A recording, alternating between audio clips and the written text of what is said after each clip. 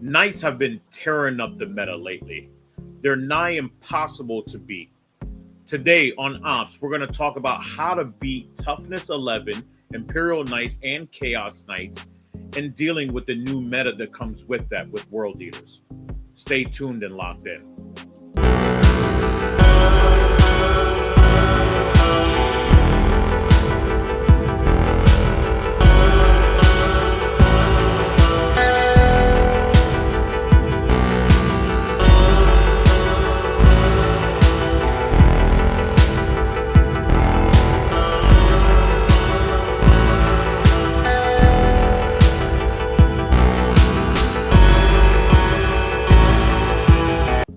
So today we're going to talk about World Eaters anti-knight tactics specifically.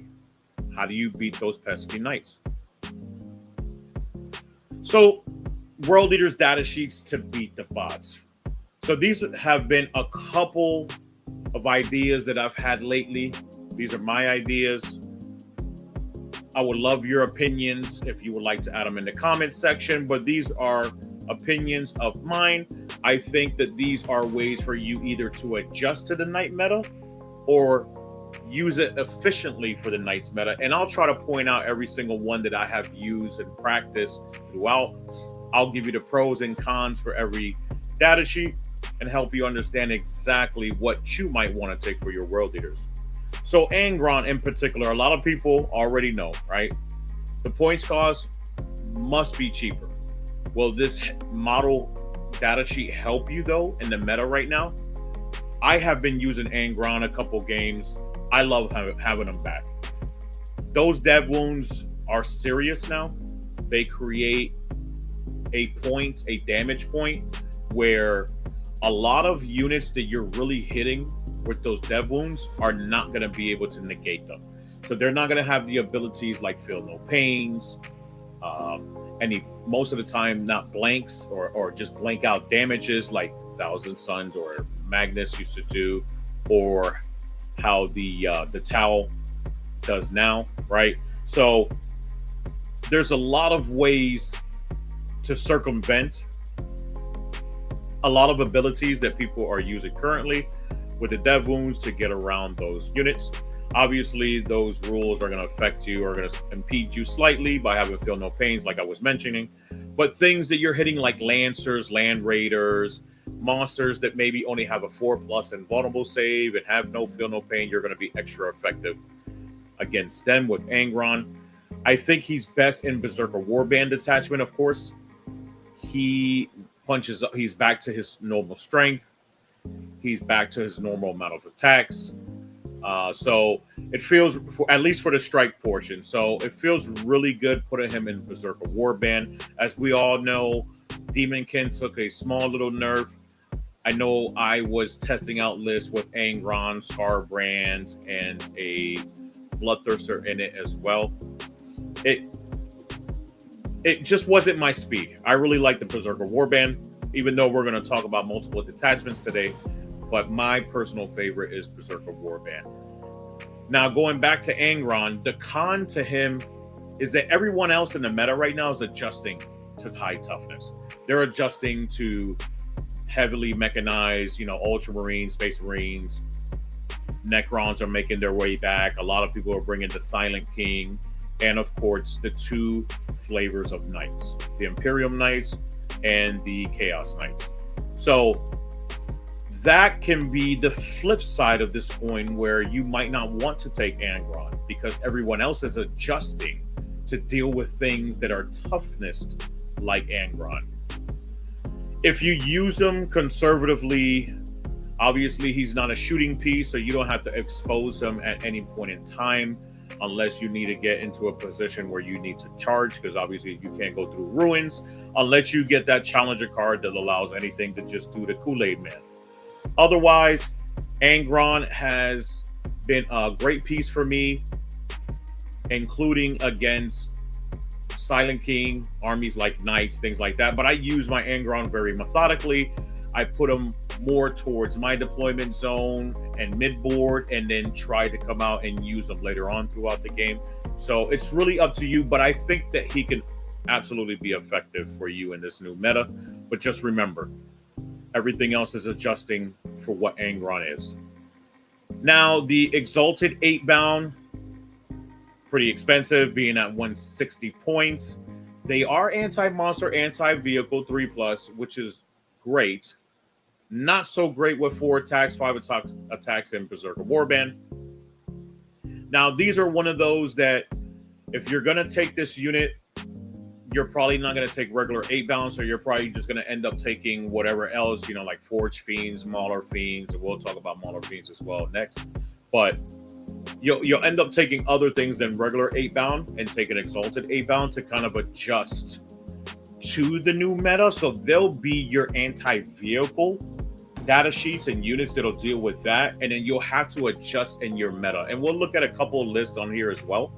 So you'll see exactly what I'm talking about, but you'll have to adjust in the rest of your list to deal with infantry and things like that. Screens, infantry, being resilient, and just getting objectives, which is the name of the game.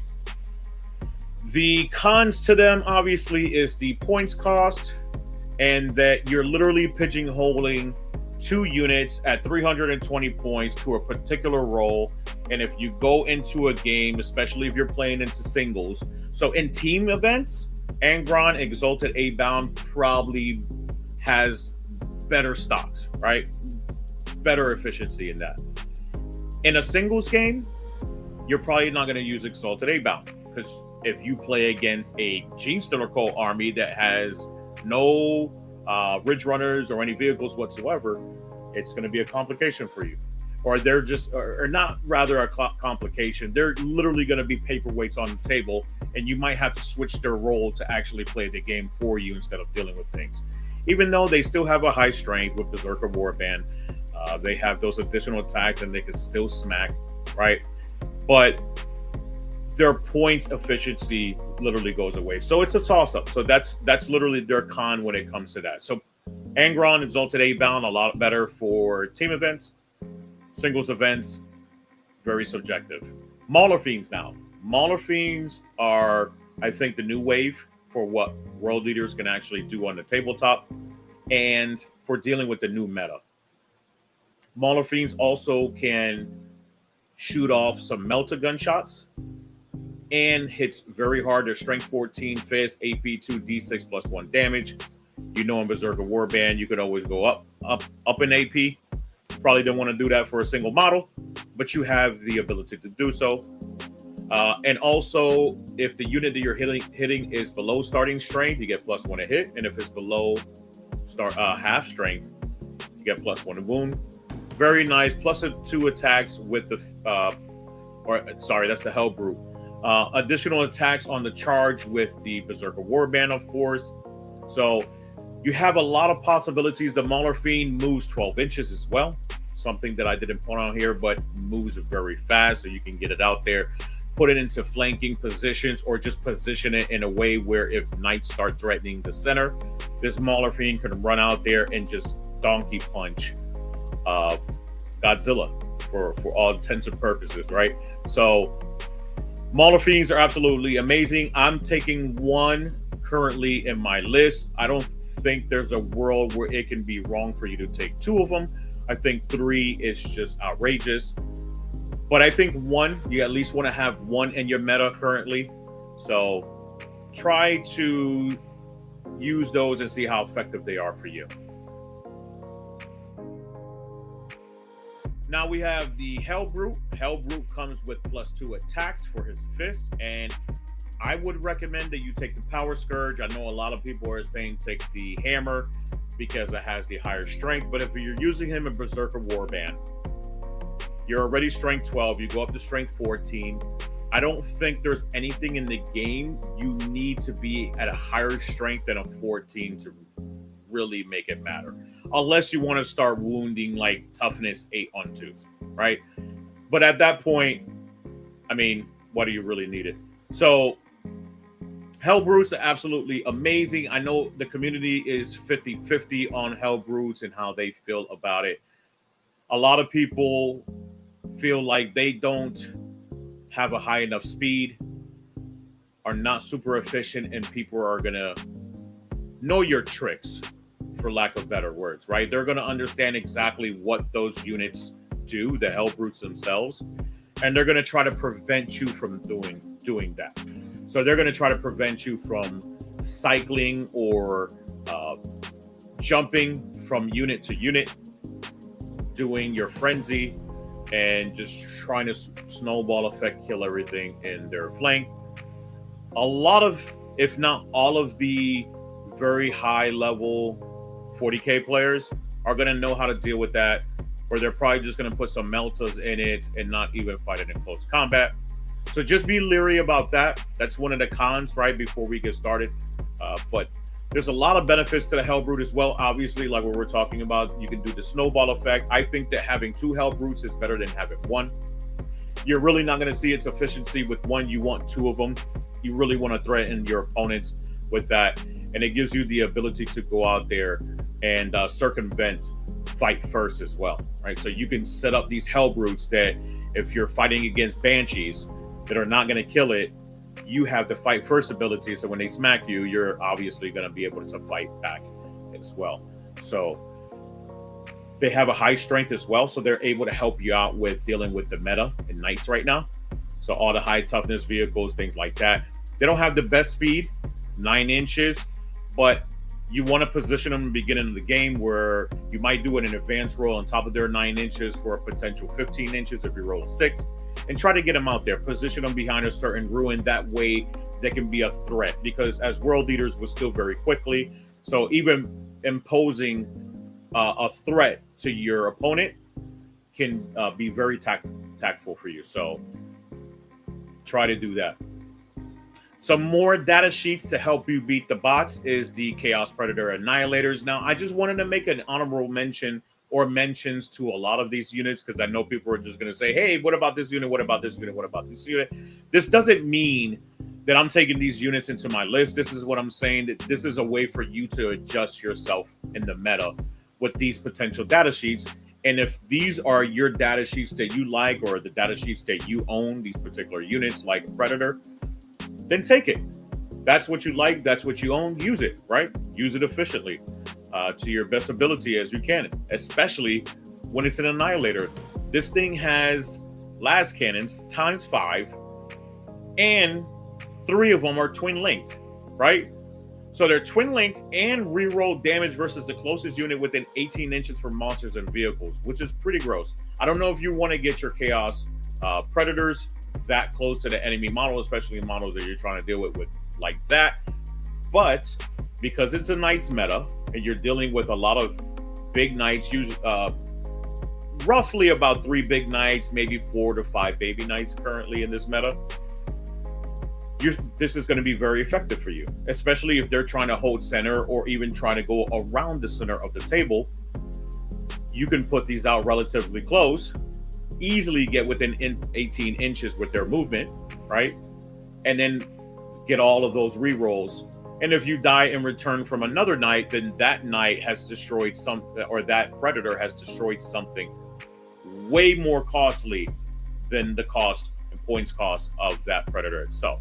So it's a better trade-off. It's not an even trade-off. It's a great trade-off. Downside to it being that not super resilient, not super fast. You really don't have any reroll mechanisms to the hit. You only really get them to the damage and to the for the closest unit, and they're specifically for the monsters and vehicles. So that can be a deficit as well. But otherwise, I think they're great for their points cost. And if Forge Fiends ever go up in cost, I think this will be a great alternative for that. You also have the Corn Lord of Skulls. I actually used to use this in the last edition. Corn Lord of Skulls. It's one of the favorite pieces of mine. I used to run it with the Skull Hurler and the Demon Gore, and I'll probably still run it today with those two, especially that now you can Kool-Aid Man. Yes, you still have to take the Battle Shock test, and on the 1-year Battle Shock, right? But having Rapid Fire 3 on Strength 14 weapons and more damage, right? So Strength 14 on both of those weapons, and they're either 3 damage or more on both of those, and having Rapid Fire 3 for the third time, right? All pun intended. It's crazy. Just having that amount of firepower, being able to move. It is pricey, super pricey now at 505 points. I don't touch it anymore. I don't recommend it to a lot of people other than using it for idols, which is the attachment with the jackals and warmongers. Maybe there's some efficiency at 505 points in this meta. I don't know. I think that he ruled better in a meta where less things that can affect this were running around, right? More infantry, more elite type units. He might be an issue. I have not tried him out. Let me know if you've tried him out recently in the new codex. See how it's done. Then the Chaos Land Raider. So the Chaos Land Raider has an outrageous buttload amount of last cannon shots at 8. So that's coming in with rapid fire at 24 inches, which is absolutely bananas. The Land Raider is still very good, still expensive, 240 points when it comes to building the makeup of our army list building and what we have. It's expensive for our army. If you were playing Space Marines, it'd probably be a discount. But and this army is pretty pricey. I could probably see a world where maybe you're running Gore Track or probably just Gore Track, running Gore Track with Exalted 8-bound in it, and you find some efficiency in that because you're already taking a ton of Berserkers, you're taking 8-bound just to get out, charge, Exalted 8-bound, whatever you're taking with that to it. Maybe you're taking that to adjust with the meta. But I still think there's a place for it, but these three on this list are you're not going to see normally on the tabletop. So now I wanted to get into the detachments that you can actually use to beat the bots, the high toughness, and the current meta of just mechanized high toughness things. So first one up, obviously, Berserker Warband. Can't beat it. +2 strength, +1 attack. So strong, the ability to get sustains, lethals, helps you deal with all that, right? Most of the time in Berserker Warband, you're not going to have things that can punch up pretty well. Even your Demon Prince that just about everyone is taken as an auto-include only punches up at strength 10, right? So still wounding knights and things that are higher than toughness 10, toughness 10 on 5s. So you try to find other means. Throwing grenades at things, right? Potentially taking Exalted 8-bound, taking Hell Brutes like we talked about earlier, and taking Mauler Fiends. So try to use those in Berserker Warband to adjust, and we'll talk about one of those lists here shortly. Also, we have Khorne Demonkin. The Demonic Rage to get Lance is absolutely amazing. All right, the Demonic Fury for Twin Linked is great. Lance and Sustained Ones and lethals in this detachment is really good as well. To be quite honest with you, usually when you're taking this list, you're taking a lot of Blood Legion with you. So you're going to take a Bloodthirster, Scarbrand, probably some Flesh Hounds, maybe some Juggernauts, things like that, depending on what your flavor is right now in the meta. I've dropped my Juggernauts. It's just too big of a footprint on the tabletop, even though they can run through ruins and stuff like that. I just didn't feel like they were efficient enough for me. They weren't my particular playstyle, but that doesn't mean that you have to stop playing them. By all means, enjoy them. I think they're still very good. They're just not for me in particular. But Khorne Demonkin, still very challenging to get those demonic rages, those blood tips, right? So I think that makes it a little bit of a challenge, but when you get those opportunities, I think this is one of the better, if not the best attachment to deal with this current meta. Having the Twin Linked and Lance and lethals on your entire army can make it very easy for Scarbrand, Bloodthirster, and Angron to do what they need to do. And what I was going to mention earlier, usually when people are taking Demonkin, they're taking those monsters with them. So you're already dealing with knights very efficiently because you're always going to be stronger than their toughness. But now you're just like brutally beating them to death because you're wounding most of the times on 2. on usually all the abilities that you're using in this one.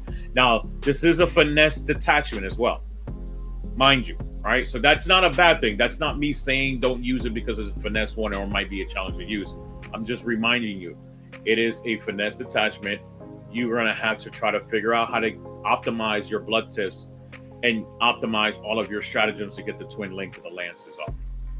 Then we have Gore Track. Gore Track, the lance on the charge from the rhinos is very big, so that can help you deal with the meta. Now, this is just a smaller, softer type of detachment that'll help you out in the current meta. I know a lot of people like the flavor and what Gore Track Onslaught is all about. But I wanted to show you that they do have lance on the charge coming out of rhinos, so that will be a potential to help you out in dealing with the meta with that detachment as well. Now, quickly to showcase the Berserker Warband army list that I have put together. You can obviously take some of these units and tweak them, change them out, but I wanted to give you a rough idea of what I'm using currently, or around about what I'm using currently to deal with the current meta when it comes to all of these big knights and high toughness. So I have been trying out Angron. I've been doing very well against knights. Once again, it could be very subjective. Like I told you previously, it could be better for teams than for singles. I actually went to 2 RTTs with Angron, and one of them I ended up winning, and the first one I ended up going 2-1. Reason being, I went into Blood Angels on my final game. It was only 2 vehicles. He only had 2 Vindicators. Everything else was infantry, a bunch of JPIs, a bunch of Sangard, things like that. And didn't effectively work out for me because I did not have enough units to trade out with them. We hit harder. We're a little bit more resilient than them, but I didn't have enough units to trade out with them because I had Angron and he was a point sink to that. So that showed me right there in a singles battle, you know, and it's very subjective in what type of battle you go into, you could potentially lose that and potentially lose it poorly, right? I didn't. I lost it by 3 points, but still, I should have won that game. Demon Prince, of course, you got to either put on the Helm of Brazen Iron, or you can give them the, 3 flat damage glaive, Berserker glaive. So either or, it's a toss-up, whatever you want to do. Obviously, you have to understand the Helm of Brazen Iron, I want to say, is 20 points, and the glaive is 25. So it might be exact 2,000 points, or it might just go over. Double check. Then we have Karn. Karn is going to bring you that flat 3 damage. Karn is going to bring that Berserker unit the rerolls once to hit and to wounds. Super efficient on the tabletop. Karn, I think, is the better of the two between him and the Mo now. So you're taking Karn for that flat 3 damage unless you're taking the glaive on the Mo. Now, there can be a debate where you can take Karn, the Mo, and 20 Berserkers, since 20 Berserkers are so efficient right now. But on this list, we're taking only 10 of them. 1 Chaos Rhino to ride the Berserkers and Karn himself. Then we have 2 units of Spawn. Spawn are just going to end up playing the game. They're going to hold your objectives. They're going to sticky things when they die on it. They're going to harass particular units. They're going to advance in charge and get where they want to get. Then you have 2 units of 8 bound, so they can scout out, have that high strength, have that additional attack. It really matters. It's really important. Going from 5 to 6 and 4 to 5 makes a big difference in the game, especially when you have sustained hits propped up. 2 units of those. Then we have Forge Fiend. Should be 2 Forge Fiends on there. I don't think I'd ever walk around without 2 Forge Fiends, so that should be 2 Forge Fiends on there. Obviously, everyone knows how well Forge Fiends are. They did take a little hit in the Overwatch department and having to shoot models that are not engaged. So, took a nerf. That's going to hurt them a lot. Maybe you start seeing people not actually take Forge Fiends, but I still think currently, until they nerf them points-wise, I'm going to keep them on my list. They're still efficient. Jackal, 2 units of Jackals, and 1 Mauler Fiend. 1 Mauler Fiend, like we were talking about previously, is really going to help you deal with those knights, really help you punch up. Might kill 1 or 2 of them, right? Even if you're going into baby knights, you're probably not going to die in return unless you're out there in the middle of the board. But that Mauler Fiend, 9 out of 10 times is going to dunk on the knight, unless it's like Canis or something like that. But it's going to dunk on it, so effectively 150 points is going to kill 300 points. So very good for this list. And moving on to the next one. All right, and we have Khorne Demonkin. So 1990, party like it's 1990. So this one has the Bloodthirster enhancement with the Bloodforge armor, right? Gives them the 2-up and the ability to get a blood tip as well. Demon Prince of Khorne with the enhancement Blade of Endless Bloodshed. You know what that does? It's Berserker Berserker Glaive on steroids. Also, the Lord on Juggernaut, Scarbrand as well. So I am taking everything that I can to kind of punch up with this, as many Blood Legion units as I can. Lord on Juggernaut is just going to run around, potentially harass units, and just be a nuisance on the tabletop. Scarbrand does Scarbrand things, destroying everything, getting that extra attack, having that flat 6 damage, I believe it is, right? Yeah, flat 6 damage that he does, and advance in charge, very strong for him. Then we have the Slaughterbound. The Slaughterbound is just going to be hanging out with the 8-bound. Most of the time, I'll attach him to the 8-bound unit. Sometimes I'll leave him on his own if I need more units to deal with. Like, for example, the Blood Angels army that I was just telling you I was playing against. I would not attach him to that unit, run him solo so he can be another unit to drop another unit of JPIs or something. Yes, we know that the Bloodletters stratagem got nerfed. It's 6 inches now, right? Away from enemy models. That's still fine. I only use it for playing the game, so holding objectives and things like that. I never used it to fight. I always use Bloodletters to play the game. So if you're using it to fight, yes, it's going to be a detriment to you and it's going to hurt you. If you were using it for the purposes like I was using it for, just to play the game, get some extra points, and just be a nuisance on the tabletop, then you're probably not going to care about it. 2 units of spawn, customary, right? Like, these are auto includes, just like the Demon Princes are. You need spawn all the time to play the game, hold objective markers and such. 1 unit of 8-bound, there's going to be attached sometimes, most of the time, to the Slaughterbound, like we were talking about previously. The Flesh Hounds, I really like the Flesh Hounds. A lot of people have not been adding Flesh Hounds, but I like the Flesh Hounds because they uppy downy, so they allow me to play the game a lot more effectively. So using them at 75 points for that purpose, just to get me, you know, behind enemy lines, or to get me engaged on our fronts, things like that, I really like that. I really like that unit for those purposes. 2 Forge Fiends, of course, you still want to bring it in Demonkin. It's still super efficient and becomes a big threat. Just being a psychological warfare to your opponent is very strong. And last but not least, the Jackals. Just to sticky objectives, hold objectives, and beat up on other cultists that think they can threaten you. So hopefully you enjoyed all the lists, attachments, and data sheets today. And we're going to close it out. Thank you so much to everyone who participated to the very end. It was very exciting to get back on the World Eater stage and talk with you all. I do apologize. It has been quite some time. I have been going through my own personal issues. And if you watched my live stream that just happened about 3 or 4 days ago, you'll probably understand exactly where I was coming from. Hopefully you never have to go through anything like that, because mental health issues can be a serious thing in people's lives. Everything is great now. I have a lot of support. I have you always to support me. Thank you so much. Make sure to like, share, and subscribe. As always, I'll continue to be here as long as I can, and hopefully you want me to stick around. Thank you so much. Have a wonderful night. And don't forget, Onslaught Gaming 40K, where victory is just a strategy away.